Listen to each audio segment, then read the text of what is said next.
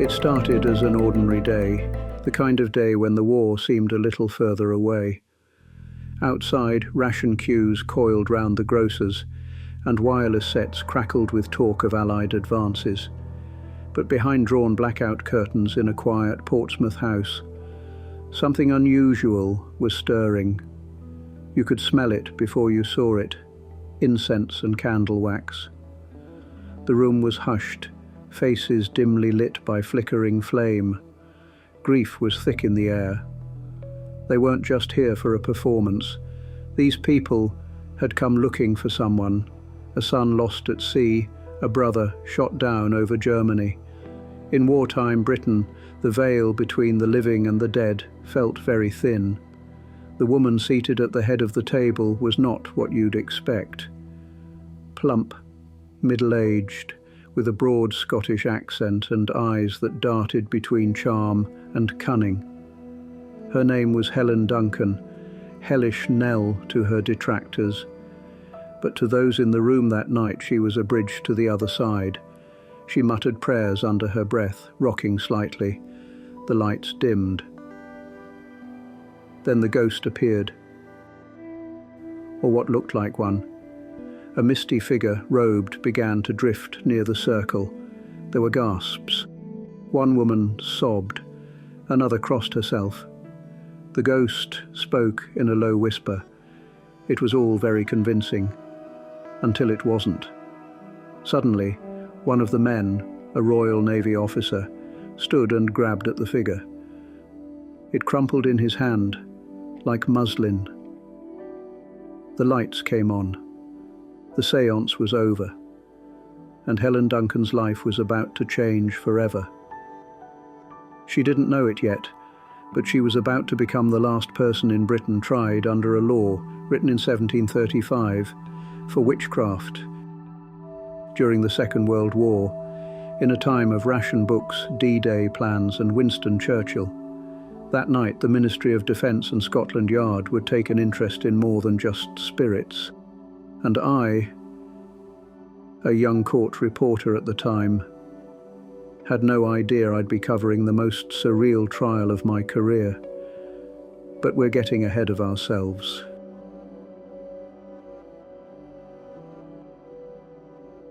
I first heard of Helen Duncan not in the courtroom but from a yellowed copy of The People's Friend passed around my gran's parlour in the early 30s. The stories were strange even then, a housewife from Callander, Scotland, not the kind you'd expect to find at the centre of scandal. But Helen had something different. Born in 1897, the daughter of a cabinet maker, she was said to have seen spirits from an early age.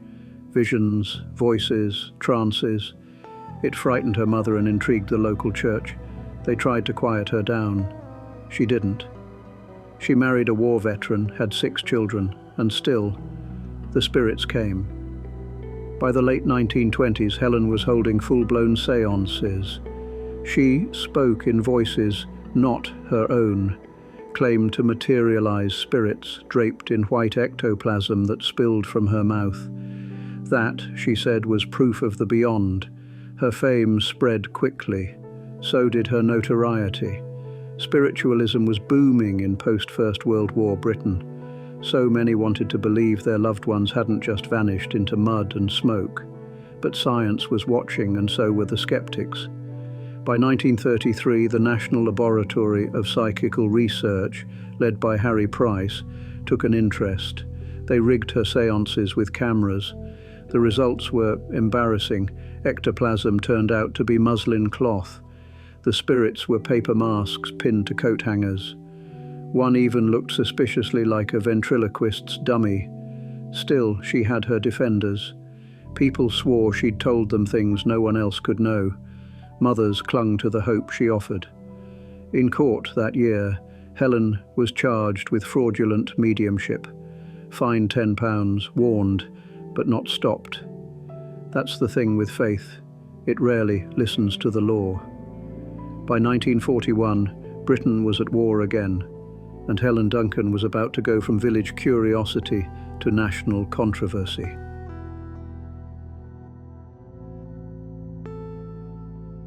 Wartime Britain was a place of silence and secrets. The radio spoke in careful tones.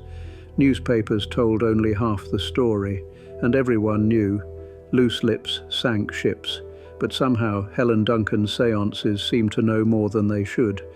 That's where things got complicated. In 1941, during a séance in Portsmouth, Helen stunned a grieving mother. Her son, a sailor, materialized and spoke. His ship, he said, had gone down, the HMS Barham. But here's the thing. The Barham had been sunk weeks earlier, torpedoed in the Mediterranean with the loss of over 800 men. But the Admiralty hadn't made it public yet. Families hadn't been notified. The enemy hadn't been alerted. It was top secret. So, how did Helen know? Was it a spirit's whisper or a security leak? Rumours spread quickly. The Ministry of Defence took notice. So did the security service. Some say MI5 had been watching her ever since. After all, how many mediums were accidentally compromising naval strategy? She wasn't arrested, not then, but she'd crossed a line. The veil between the living and the dead was one thing, but secrets of the state? That was another matter entirely. Helen Duncan had gone from curiosity to potential national threat, and it wouldn't be long before the government acted.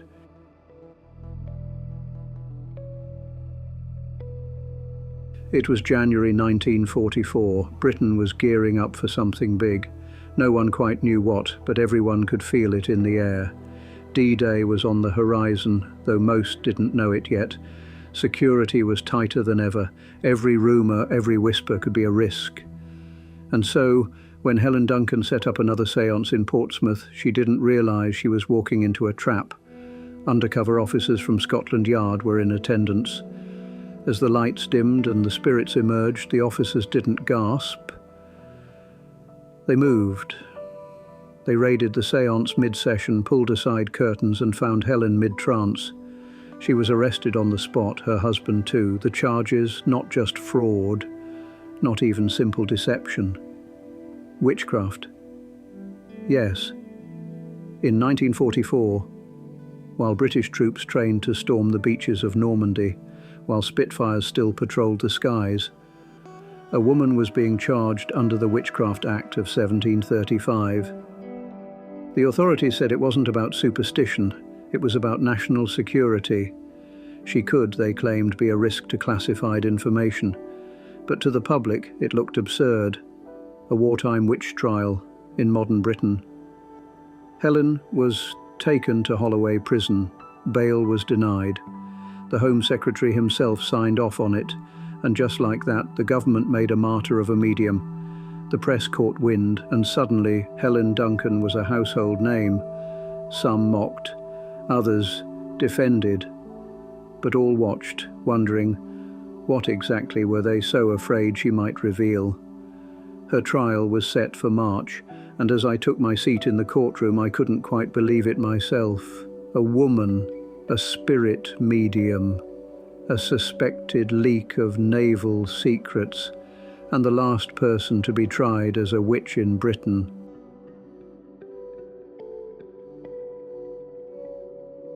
The court was packed. You could feel the tension humming through the oak-panelled room. War fatigues, Sunday coats, notepads. I took my usual seat in the press gallery, notepad in hand, half thinking this was some elaborate joke. But there she was, Helen Duncan in the dock, face pale and defiant. Her defence barrister adjusted his collar. The judge, stern and formal, looked over his spectacles. The charges were clear, that she had pretended to conjure spirits for gain. The 1735 Witchcraft Act didn't concern itself with broomsticks or black cats. It focused on deception, specifically, claiming to have supernatural powers, to trick and profit from the grieving.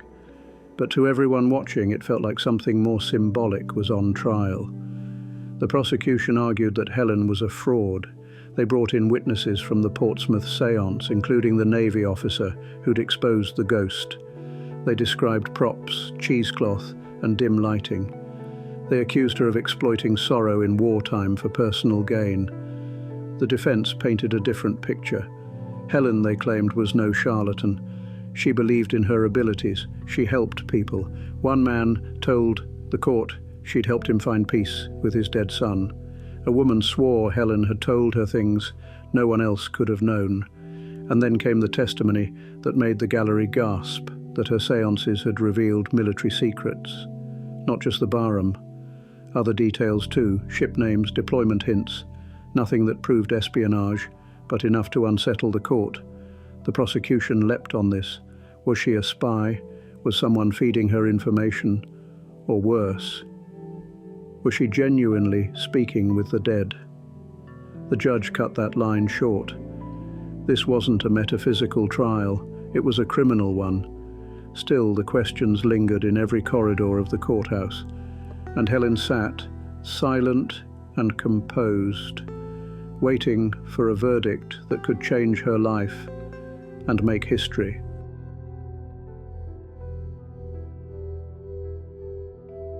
The jury didn't take long. After several hours of deliberation, they returned with a verdict. Guilty. Helen Duncan was convicted under the Witchcraft Act of 1735. She was sentenced to 9 months in Holloway Prison, a modern prison sentence handed down for an 18th century law. The courtroom was silent. Her supporters wept, some jeered, others simply stared, stunned. Outside, newspapers rushed to print headlines: "Witchcraft trial ends in conviction, wartime medium jailed." The public reaction was mixed: disbelief, sympathy, ridicule. For many, it felt like the state had overreached, using an archaic law to make an example of a woman who trafficked in grief and theatre. But for others, it confirmed their suspicions that Helen Duncan had meddled in things best left alone. The government stood by the verdict. Officially, the trial was about deception and public order. Unofficially, whispers continued, about secrets revealed, about spirits named, about national security being compromised. But one thing was clear: the last witch trial in Britain had ended, not with fire, not with a ducking stool, but with a jail sentence handed down in a modern court. And Helen Duncan, once just a mother from Callander, was now a symbol of belief, of fear, and of a country still learning to reconcile its past with its present.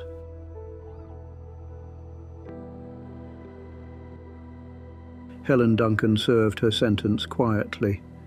Released in 1945, she returned to her family and, despite court orders, resumed her séances.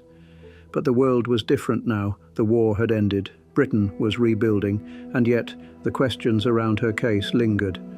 Some saw her as a fraud, others a martyr. But to many spiritualists, she became a legend, a woman who had defied authority to speak for the dead. Her story became part cautionary tale, part rallying cry. In 1951, just 6 years after her conviction, the Witchcraft Act of 1735 was finally repealed. It was replaced by the Fraudulent Mediums Act, a quieter, more rational law, but one that owed its very existence to Helen's case. She died in 1956, aged just 59, a heart attack, they said. But to those who knew her, the strain of notoriety had never truly lifted. And yet the case didn't die with her. In the decades that followed, campaigners continued to fight for a posthumous pardon. In 2008, the British government formally rejected calls to overturn her conviction. The law may have changed, but the verdict remained. Still, her name is spoken in circles of belief and doubt alike. Helen Duncan, the last woman tried for witchcraft in Britain, not in the 1600s, but during the days of Churchill, Spitfires and secret codes. A reminder that even in modern times, fear, faith and authority can still collide in the most extraordinary ways.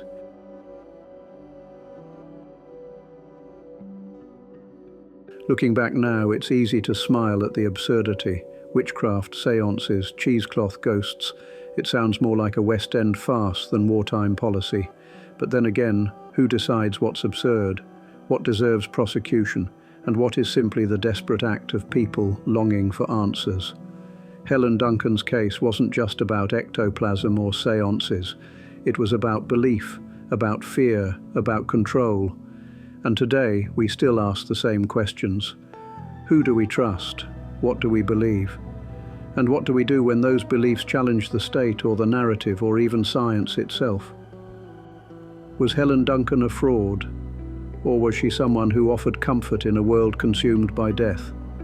We may never know for sure. But the fact that her story still stirs debate over 80 years later says something about the power of belief and the stories we choose to carry forward. So what do you think? Was justice served? Or was it fear dressed as order? Let us know in the comments. And as always, thank you for watching Extraordinary Days, where history is stranger than fiction.